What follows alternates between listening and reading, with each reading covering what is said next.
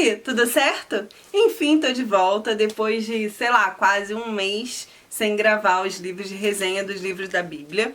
Tô de volta agora para 1 Samuel. 1 e 2 Samuel, vou gravar logo os dois juntos. Se você não sabe do que eu estou falando, eu me comprometi a gravar toda semana um vídeo de resumo dos livros da Bíblia. Tudo bem que aí as últimas semanas eu fiquei um pouco ausente devido a N coisas que estavam acontecendo, porém agora eu estou de volta, né, com 1 e 2 Samuel, e semana que vem estarei de volta com Reis, depois outro Reis, Crônicas e aí por diante até Apocalipse. Se você perdeu os vídeos anteriores, card, vou deixar tudo aqui em cima durante o vídeo aí, vocês vão ver um monte de card, ok? Pra ser bem sincera, assim, eu vou confessar que eu tava até com um pouquinho de preguiça de gravar os vídeos do livro de Samuel, porque Samuel, assim, os livros de Samuel sempre foram os meus preferidos do Velho Testamento. Os dois são livros, assim, como se você tivesse, sei lá, vendo, assim, uma série de ação, sabe? São livros, assim, muito reais, com relatos muito legais, assim, muito interessantes. Porém, justamente pela quantidade de acontecimentos, acabou que meu resumo ficou enorme. Tipo, todos os resumos que eu tava trazendo pra vocês, eu preenchi, assim, né, escrevia de roteiro, meia página a uma página, assim, com tópicos pra lembrar de coisas pra falar. Samuel eu escrevi, tipo, 4 folhas, então são livros grandes, com muitas coisas. Eu vou tentar falar de uma maneira, assim, mais rápida, mais resumida, pra não ficar um vídeo, assim, muito grande, ok? Então vamos começar. Capítulo 1 começa contando a história de Eucana. Eucana era um homem que ele era casado com Ana e com Penina. Vocês sabem que a bigamia ou poligamia era comum, né, no tempo do Velho Testamento. Então os homens se casavam com várias mulheres. Então Eucana tinha essas duas mulheres, Ana e Penina. Sendo que Penina tinha vários filhos, Ana não tinha nenhum filho. E Eucana amava muito Ana. E aí ele até ficava triste porque a Ana era amargurada por não ter filhos. E Eucana disse pra ela assim: Ana, não sou eu melhor pra você do que 10 filhos? Porque tudo que ele podia fazer pra honrar Ana, eu tenho certeza que ele fazia com todo o amor do mundo. Porém, Ana se sentia frustrada por não ter filhos, porque naquela época era um símbolo, né, a maternidade na vida da mulher. Enfim. Uma vez por ano eles iam até o tabernáculo sacrificar ao Senhor, né, pedir perdão pelos seus pecados. O sacerdote da época era Eli, e Eli tinha também seus 2 filhos, sacerdote Ofni e Finéias. E aí, nesse dia do sacrifício anual, a Ana chega no tabernáculo calma, muito angustiada, e ela começa a chorar e orar e pedir a Deus um filho numa oração, assim, de muita angústia. E ela chorava e ao mesmo tempo ela falava, só que não saía som, né? Ela só movimentava os lábios. E ele vendo aquela cena ali, ele achou que ela tivesse bêbada. E aí ele foi lá e criticou ela. Falou, poxa, essa hora da manhã aqui você tá bêbada? E aí a Ana fala com ele, não, Senhor, não é isso. É porque eu tô com a alma angustiada. Eu tô muito nervosa, porque eu quero um filho. E aí ele abençoa a Ana. E a partir daquele momento ela entende, né, que o Senhor a abençoou, e a Bíblia diz que a partir daquele momento o coração dela já não era mais triste. E ela fez um voto com Deus dizendo que se ela tivesse um filho, né, o primeiro filho dela, ela entregaria ao altar do Senhor. E assim foi. Nasceu Samuel, que significa ouvido por Deus, esteve com Ana até o período de desmamar, né, do aleitamento, e depois ele foi mandado para Eli, para ficar lá no templo com ele, né, para servir Eli no templo, que seria uma forma de servir ao Senhor. E uma vez por ano, Ana ia ao tabernáculo para fazer o sacrifício anual, então ela via Samuel e ela levava sempre uma túnica nova para ele, né, outras coisas mais. E depois disso ela ainda teve outros filhos, ao todo ela teve 5 filhos, legal, né? Porém, Eli e seus filhos faziam coisas que não agradavam a Deus. Eles enganavam as pessoas que iam lá para poder sacrificar, inclusive roubavam a oferta, né, para comer mesmo a gordura da oferta das pessoas que levavam para ofertar a Deus, entre outras coisas mais. E aí Deus repreende Eli algumas vezes, até o momento que Deus chama Samuel. No capítulo 3, Deus chama Samuel, e aí aquele texto bem conhecido, né, que Samuel ainda era um menino, e Samuel deitado, ele escuta, né, Samuel, Samuel, ele levanta, vai atrás de Eli, tô aqui Eli, você me chamou? Ele, não te chamei. Aí Samuel vai, volta a dormir e ele escuta de novo, Samuel vai lá em Eli de novo, eu te chamei, Eli, não sei o quê. E na terceira vez ele fala pra ele, eu já sei o que está acontecendo. Quando falar Samuel, você responde, fala, Senhor, que o teu servo ouve. E assim acontece, ele escuta de novo, e aí ele vai lá, né, fala, Senhor, que o teu servo ouve, e Deus fala com Samuel, inclusive tudo o que aconteceria à casa de Eli, que eles seriam mortos, né, que Deus traria juízo. E aí no dia seguinte ele pergunta para Samuel o que é que Deus falou. Samuel não queria muito falar, mas ele sabia que ele tinha que falar, e aí ele contou, né, tudo que Deus falou. Ele entendeu e fazer o quê, né? Lembram da Arca da Aliança que eu falei nos vídeos anteriores? Pois é, a Arca da Aliança representava a glória, a presença de Deus junto com o povo. Ela foi feita através de especificações do próprio Deus. E aí no capítulo 4 de 1 Samuel, há uma guerra com os filisteus em que 30.000 homens israelitas morrem, entre eles Ofni e Finéias. E aí no meio da guerra ali dos filisteus, eles pegam a Arca da Aliança e eles levam para o meio do povo deles. E aí quando falam para Eli, ele estava sentado numa cadeira, a Bíblia diz que ele já era velho, gordo, né, pesado, e quando estava sentado na cadeira, ele recebe a notícia dizendo que a arca foi levada, que seus filhos morreram, ele leva um tombo ali da cadeira, e aí ele morre também na hora. A nora dele, a esposa de Finéias, estava grávida, e aí ela recebe as notícias, dá à luz, morre também e coloca o nome do seu filho de Icabor em algumas traduções, em outras traduções Icabode, que significa foi-se a glória de Israel. E aí no capítulo 5 conta que os homens filisteus que pegaram a arca e levaram lá para a terra deles, para a terra de Asdod, eles colocaram a Arca da Aliança dentro do templo de um deus deles, que era o deus Dagon. E aí eles colocam a Arca da Aliança lá, deixam ela lá, e aí no dia seguinte, quando eles acordam, né, a estátua de Dagon tá jogada ao chão, assim, com o rosto em terra, como se estivesse prostrado diante da arca. E aí aqueles homens vão lá, levantam a estátua de novo, deixam ali daquele jeito, e no dia seguinte, quando eles vão lá de novo pela manhã, a estátua está novamente no chão, mas dessa vez com as suas mãos cortadas e a cabeça cortada. E aí aconteceu que os homens de Asdod, ali da localidade, começaram a sofrer. Todos os homens, os que não morreram, eles tiveram hemorroidas. E aí eles entenderam que isso tudo era por causa da arca. Eles resolveram pegar umas vacas, uns bois, colocar a arca ali e mandar de volta para Israel antes que acontecesse alguma outra coisa. Aí quando os homens de Israel, lá de Bet-Semes, viram a arca chegando, eles se alegraram, ficaram ali, sacrificaram diante da arca. Porém, a arca, ela foi feita por Deus, Deus mandou fazer com as especificações certinhas e tudo mais, e a arca ela foi feita para ser carregada nos ombros do levitas, né? Representava a própria glória, a presença de Deus, então não era assim um objeto para todo mundo ficar brincando, olhando para dentro da arca e tal, né? Não era essa finalidade. Então acabou que naquele dia 50.000 homens foram mortos diante dessa situação. Nessa época Samuel já era o juiz, né, o sacerdote, porque ele tinha morrido, então Samuel, né, que era um menino do templo, ele já era um pouco mais velho, e aí Samuel passou a ser um sacerdote, um profeta. O pessoal, com medo da arca, novamente resolveu colocar a arca na casa de um homem lá, Abinadab é o nome dele, e a arca ficou na casa de Abinadab por 20 anos. E aí Samuel exorta o povo ao arrependimento, traz a palavra para eles e tal. E aí Samuel sacrifica um cordeiro ao Senhor, e ali no meio do sacrifício os filisteus chegam ao local, e aí começou a trovejar para tudo que é lado, raio, e um monte de filisteu morreu também. E aí o povo de Israel entendeu que era um sinal de que Deus estava recebendo a oferta deles. Capítulo 8, né, Samuel já tá mais velho, ele coloca seus filhos, né, ele resolve colocar seus filhos para julgar, que eram Abias e Joel, no lugar dele. Porém, a Bíblia diz que os meninos eram avarentos e sem juízo, então o povo não gostava muito deles. E aí o povo pede a Samuel um rei.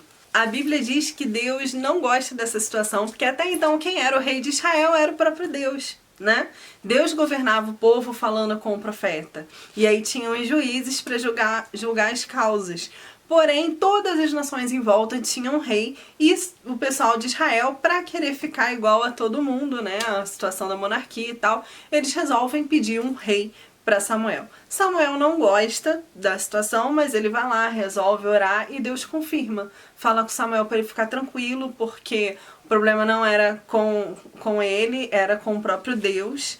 E era ele que o povo estava rejeitando, mas se era isso que o povo queria, então Deus iria dar a eles um rei. E aí Deus fala com Samuel que no dia seguinte, naquela hora, vai enviar até ele um homem da tribo de Benjamim e que ele será o rei.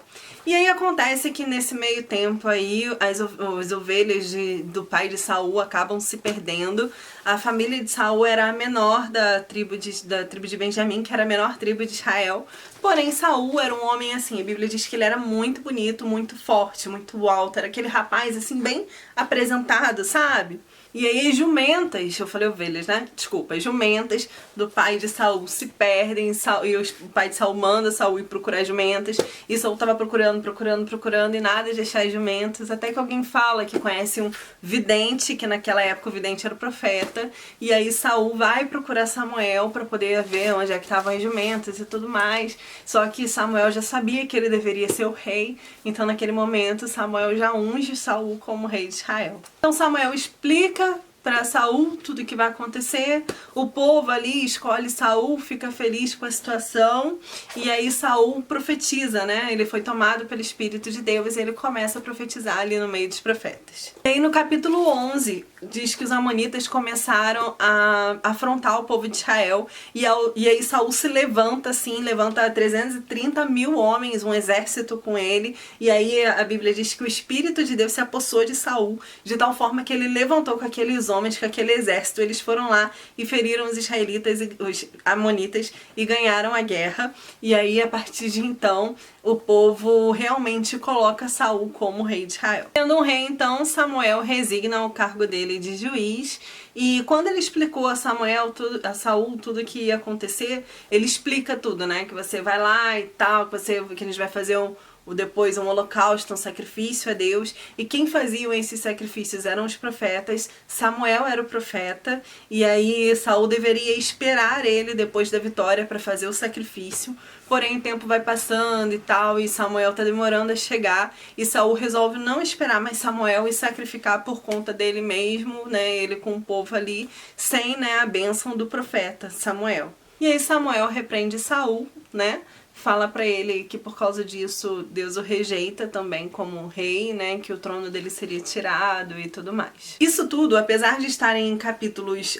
seguidos um do outro, a gente sabe que demorou assim um bom tempo entre uma coisa e outra acontecer. Então Jonatas era um filho de Saul, também um varão forte, e aí no capítulo 14, Jonatas resolve se levantar enquanto o povo lá estava esperando, Saul esperando, todo mundo esperando.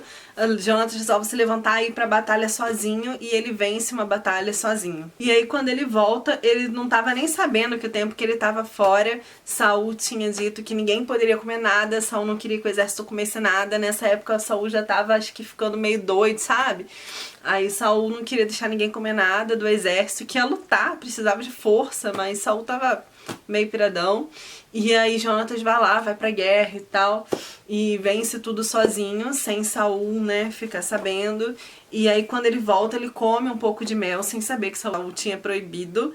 E Saul tinha dito que se alguém comesse, essa pessoa morreria e tal. E aí Jonatas, quando voltou, Saul fica sabendo de tudo, e Saul, que era o pai de Jonatas, né, o próprio pai de Jonatas, resolve matar Jonatas por causa disso tudo. Mas o povo não deixou, obviamente. Capítulo 15 tem um dos versículos mais conhecidos do livro de Samuel, que é quando Samuel fala para Saul, através de, né, Deus falou com Samuel, e Samuel vai e fala para Saul, que é para ele matar todo o povo amalequita, né, na guerra, que Deus entregaria nas mãos deles, e aí ele teria que matar todo o povo amalequita, porque eles tinham ofendido a Deus e tal. E aí Saul resolve não matar todo mundo, ele poupa o rei e poupa parte do rebanho também dos amalequitas. Porém, Deus tinha mandado matar todo mundo. E aí tem aquele versículo assim que todo mundo fala, que é um dos mais conhecidos, quando Samuel fala para Saul que obedecer é melhor do que sacrificar. Porque ele disse que guardou parte do rebanho que era para sacrificar, entendeu? E aí o próprio Samuel mata Agag, que era o rei dos amalequitas. E aí no capítulo 16 de Samuel acontece também um episódio que a gente conhece muito bem, que é quando Deus fala para Samuel para ir até a casa de Jessé e ungir um dos filhos de Jessé como rei de Israel. E aí Samuel vai até a casa de Jessé e chegando lá ele vê o primeiro filho de Jessé, que o nome dele era Eliabe. A Bíblia diz que ele era um varão forte, bonito e tal. E aí quando Samuel olha para ele e fala: é esse cara é um varão de guerra, é ele que vai ser o rei de Israel. Mas aí Deus fala no coração de Samuel assim: Samuel, não se atente para o que o homem vê, porque o Senhor não vê como o homem vê. O homem vê a aparência, o Senhor vê o coração. Eu o tenho rejeitado. Então Samuel entende que não é Eliabe, chama outro filho, que é Abinadab, e também acha que se não é Eliabe, então é esse daqui. Mas também não era aquele ali. E aí começa a passar um a um dos filhos de Jessé na frente de Samuel. E Deus fala com ele que não era nenhum daqueles ali. Aí ele chega pra Jessé e fala: poxa, mas não tem nenhum dos seus mais filhos seu que não tá aqui. E aí Jessé: tem um menino, Davi, que tá lá com as ovelhas, cuidando das ovelhas. Vai lá, alguém chama Davi. Aí chamam Davi, chega Davi, que era um menino pequenininho, ruivo, de gentil aspecto, ou seja, simpático, fofinho e tal. E aí Samuel entende, né, Deus fala com Samuel que ele seria o rei de Israel. E aí, nesse momento, Davi é ungido rei de Israel.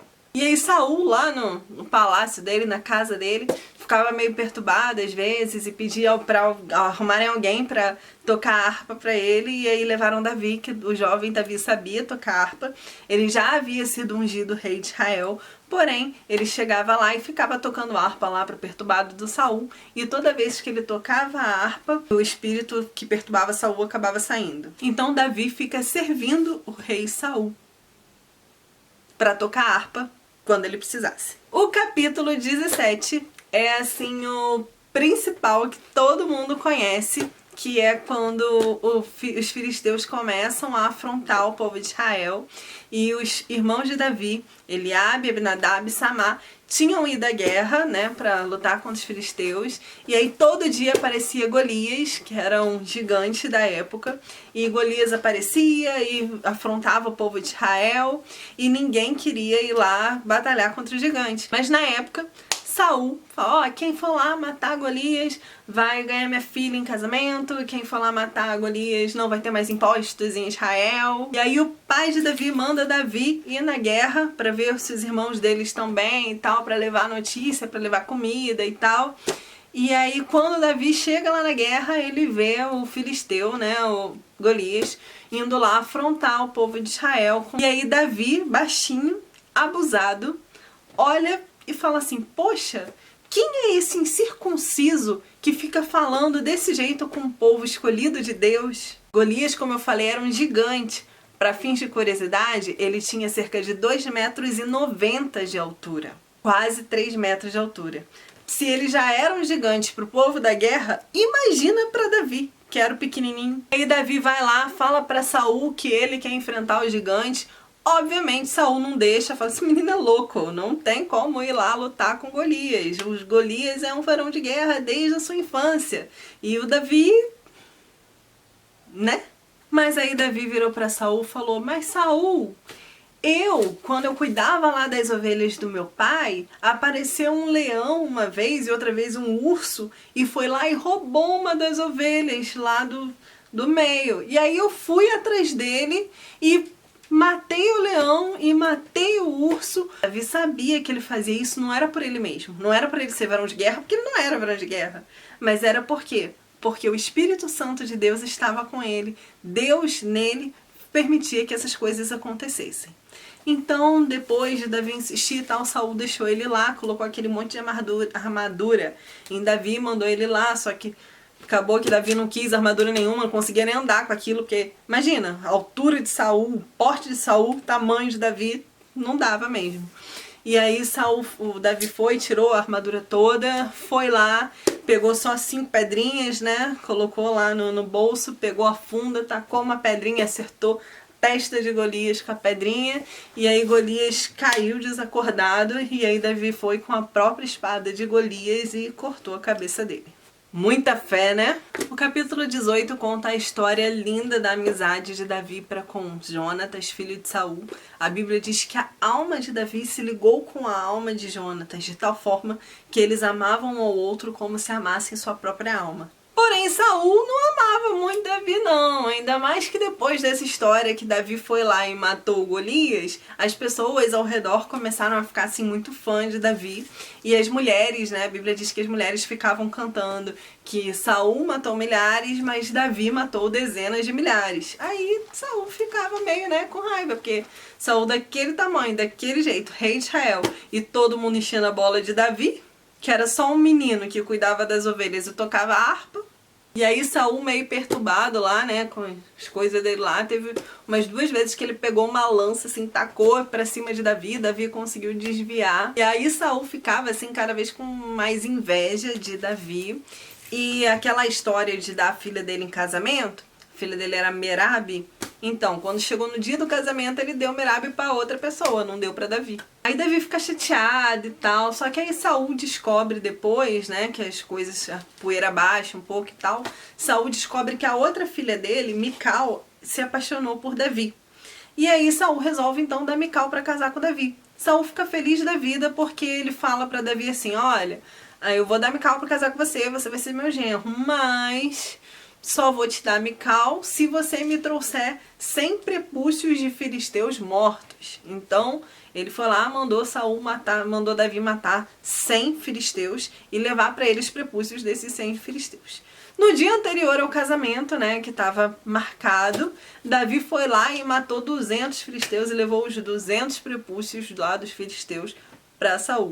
E aí Saul foi, né, não teve jeito, teve que dar Mical para casar com Davi. E Davi se tornou genro de Saul, casado com Mical. No capítulo 19, Saul já tá assim, possesso de raiva de Davi. Ele foi inimigo de Davi, assim, depois daquela data, né, até o final da vida dele. E aí, quando ele vai lá e resolve matar Davi, arruma um plano lá. Mas aí Jonatas, filho de Saul, fala pra Davi, protege ele e tal, dá um jeito de fugir. Depois Saul tenta de novo contra Davi, só que dessa vez quem protege ele é Mical, a esposa dele. Eles armam uma situação lá e tal, pra todo mundo pensar que Davi tava lá dormindo, mas não tava. Já tava bem longe de lá. Aí Davi fugiu, foi pra casa de Samuel. Saul fica sabendo que Samuel tá lá e aí Saul vai atrás de Davi na casa de Samuel. Aí Jonatas fica sabendo que Saul tá indo pra lá pra matar Davi e fala pra Davi. Aí Davi tenta fugir de lá também. Aí a raiva de Saul era tanta que quase que ele mata Jonatas, o filho dele, só porque o Jonatas ajudou Davi a fugir. E aí Davi foge, e aí ele pede comida, pede a espada de Golias que ele conquistou, e aí ele foge e se esconde lá na caverna de Adulão. Interessante que enquanto ele tá na caverna de Adulão, chegou até ele, assim, outros 400 homens querendo se juntar a ele, e a Bíblia diz que esses 400 homens eram endividados, eram problemáticos, pessoas, assim, com espírito desgostoso. Fala que eram homens, assim, em fase de aperto, né, complicado. E eles começam a se juntar com Davi ali, e aí Davi forma um mini exército, né, com esses 400 homens. E aí, de novo, a guerra com os filisteus resolvem atacar uma cidade chamada Keila, e quando os filisteus chegam lá, Davi aparece com o exército dele e protege a cidade ali. Nessa época ele não estava mais com 400 homens, estava com mais, cerca de 600 homens. Depois que ele protege a cidade, aí Saul fica sabendo que ele tá lá, e Saul resolve ir pra lá, e Davi foge. Aí Saul procura Davi, e aí nesse momento Davi encontra Jonatas e os dois fazem novamente uma aliança, né, um com o outro, em que um cuidaria, né, do outro, da posteridade do outro. No capítulo 24 conta que Davi ainda tá fugindo com aquele monte de homem, né, que tá lá seguindo ele. E aí Saul vai com 3.000 homens do exército atrás de Davi para poder matar Davi. E aí se esconde numa caverna lá. E aí os homens de Davi estavam ao redor da caverna. E quando todo mundo, né, dali que tava com Saul tava dormindo, os homens chegaram para Davi e falaram assim: Davi, vai lá, mata Saul, aproveita. E Deus entregou Saul nas suas mãos, porque tá todo mundo dormindo. Você pode ir lá, pode matar Saul. E aí Davi fala: de forma alguma, como eu poderia me levantar, ferir o ungido do Senhor? Nunca. E aí Davi resolve entrar de fininho lá, corta o manto, né, a roupa de Saul, e aí ele sai da caverna e aí ele se prostra diante, né, faz lá, acorda todo mundo, se prostra, chora e fala para ele que ele não poderia fazer mal a Saul, mostra o manto, né, o pedaço do manto que ele cortou e fala que ele foi lá e Deus entregou Saul na mão dele, mas ele não quis matar Saul. Por respeito, né? Porque ele é ungido do Senhor. E aí Saul se arrepende, obviamente, pega um monte de homem dele e volta para casa. No capítulo 25, Samuel morre. E aí Davi, né, junto com os homens dele, ele fica sabendo que ali próximo de onde ele está naquele momento, né, tem um homem muito rico, que o nome dele é Nabal, e teve uma determinada época que uns homens empregados de Nabal precisaram de ir à cidade, alguma coisa assim, ficaram próximos aonde Davi estava, e os homens de Davi protegeram, deram proteção, deram comida a esses homens de Nabal. Então Davi vai lá, né, com o seu exército e pede a Nabal um pouco de comida, manda o mensageiro ir lá e tal. E aí Nabal é muito rude, diz que não vai dar nada, e pronto. E aí Davi com seu exército, né, ali na raiva por estar sendo retribuído, né, terem retribuído o carinho dele de uma forma tão rude, ele resolve então ir lá matar todo mundo. Só que aí acontece que Abigail, esposa de Nabal, vai lá antes que Davi pudesse fazer qualquer coisa, levando comida, levando água, levando tudo que eles pediram, né, comida para todo o seu exército, e fala para Davi perdoar e não fazer nada, porque aí dá uma explicação lá, né, que Nabal tem sido rude, mas que Davi releve, enfim. E aí, nesse momento, Davi resolve então esquecer essa situação e não fazer nada contra Nabal. Aí acontece que depois de mais ou menos uns 10 dias, Nabal acaba morrendo sozinho mesmo, né, engasgado. E aí quando ele morre, Davi então vai lá, resgata, né, Abigail e se casa com ela. Nessa época Davi já tinha uma outra esposa, que ele já tinha se casado. Mical ficou lá atrás, né, ele deixou lá no palácio antes dele fugir. Porém, Mical, Saul já tinha dado para casar com outro homem do exército dele, que era Palti. Então, Mical estava casada com Palti e Davi tinha uma outra esposa. Nessa época, os homens podiam ter várias esposas, as mulheres não. E nesse momento, ele também toma Abigail. Então, agora ele estaria com duas esposas, porque Mical não era mais esposa dele, era esposa de Palti. E o que acontece lá no capítulo 26? A mesma coisa que eu contei agora há pouco. Os homens de Saul vão atrás de Davi de novo, porque Saul resolve matar Davi de novo. E aí junta todo mundo e vai atrás de Davi. E aí quando chega lá, Davi, durante a noite, né, os homens do exército dele falam: olha, o Senhor entregou Saul nas suas mãos, porque ele tá ali dormindo. Você pode ir lá e pode matar Saul. E aí Davi vai lá, pega a lança de Saul, pega a bilha d'água de Saul, sai de lá. E aí se revela: olha só, eu peguei aqui sua lança, sua bilha d'água, porque o Senhor me entregou você nas minhas mãos. Mas aí, né, Saul de novo se arrepende, chora, fica triste com a situação, porque ele sempre, né, cuidou de Davi como um filho até então, antes disso tudo acontecer. E aí Saul resolve pegar o exército dele todo e se retirar dali. E aí Davi, nessa história de foge de Saul, e aí Saul resolve tirar todo mundo, e depois vai lá de novo e resolve ir de novo atrás dele, ele resolve fugir de novo de Saul. Então nessa história de Davi ficar se escondendo, ele acabou fazendo um acordo com o rei de Gate, que era filisteus, né? E resolveu se esconder lá, ficar na cidade deles por um tempo. E aí quando Davi e todos os seus homens foram acolhidos por esse pessoal lá de Gate, e ficaram lá escondidos. E aí acontece que de novo os filisteus vão à guerra contra o povo de Israel. E Saul orou, pediu direção a Deus, mas Deus não respondeu nada para ele. Ele estava acostumado nessas épocas a pedir orientação a Samuel, porém Samuel já havia morrido. Então o que ele faz? Ele vai até uma feiticeira, procura uma feiticeira para chamar Samuel dos mortos lá, fazer um ritual lá e trazer Samuel de volta dos mortos para ele poder conversar com Samuel. E aí acontece que aparece uma figura, né, que vem do abismo, e Saul entende que é Samuel, conversa ali com ele, né, pelo amor de Deus, né, com ele. E aí acontece que pouco depois disso tem a guerra dos filisteus. Os filisteus vão até Israel para acabar com o povo de Israel.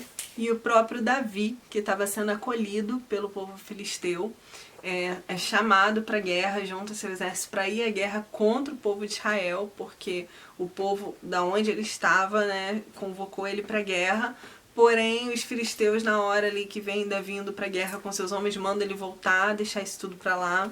Mas nesse meio tempo que Davi saiu para ir para a guerra e mandaram ele voltar, a cidade que ele estava antes, a cidade de Ziclag, foi tomada pelos amalequitas. Eles foram lá, incendiaram a cidade toda, pegaram todas as mulheres, né, e crianças e levaram cativas com eles, né, levaram escravas, inclusive as esposas de Davi. Só que aí Davi volta, né? Nem chegou a entrar na guerra, mas Davi volta, vê a situação lá, né? Vê que ninguém estava mais lá, e aí Davi corre atrás do povo que saqueou e toma todo mundo de volta, liberta os cativos, enfim. E aí no capítulo 31, o último capítulo de 1 Samuel, acontece a guerra mesmo entre filisteus e israelitas, a guerra assim bem firme, né? Bem forte. E aí naquele momento em que a guerra estava acontecendo, os filisteus cercaram Saul e a família real e mataram os 3 filhos de Saul ali. E Saul, vendo isso tudo, né, e muito ferido de flechas na batalha, ele resolve que também deveria morrer e ele pede ao moço que carrega as armas dele para que mate ele. Mas o rapaz não quis, ficou com medo, falou que não ia matá-lo. Então Saul pega a espada dele, né, coloca num lugar lá no chão e ele mesmo se joga contra a espada dele para se matar.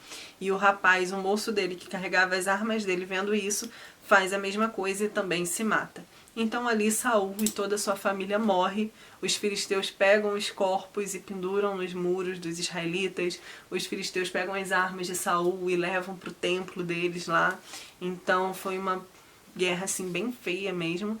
E naquele momento Saul e toda a sua família morreu. E assim acaba o livro de 1 Samuel. Desculpem, eu tentei encurtar a história assim o máximo que eu pude, mas eu também não podia omitir muitas informações, porque é um livro com informações riquíssimas, muito legal de se ler, né, apesar de todos os pesares, né. É isso, vou tomar uma água agora para gravar 2 Samuel, vou colocar logo os dois juntos no ar, então assiste agora 2 Samuel, tá? Não perca.